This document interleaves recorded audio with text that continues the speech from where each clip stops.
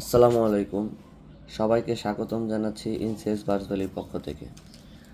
আপনারা সবাই জানেন এরা দুইজন হচ্ছে আমার টেম করা পাখি। এই মিঠু ওকে হচ্ছে আমি নিজে টেম করেছি, আর ওকে আমি কিনে এনেছিলাম।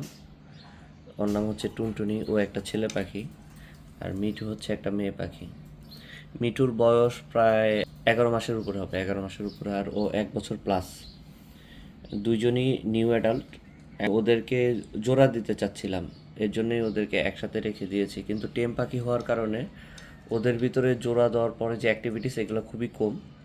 ওরা সারাদিন শুধু চিল্লাপাল্লা করে, বাইরে থাকে বেশিরভাগ সময়, উড়াউড়ি করে আমার রুমের ভিতরে। এখন আমি মোটামুটি কনফিউজড যে ওদেরকে এই সময়ের ভিতরে ব্রিডিং বক্সটা দিব কিনা। আপনারা যারা অভিজ্ঞ আছেন কাইন্ডলি আমাকে একটু জানাবেন যে এখন ওদেরকে ব্রিডিং বক্স দেওয়া ঠিক হবে কিনা। আজকে এ পর্যন্তই। ধন্যবাদ সবাইকে।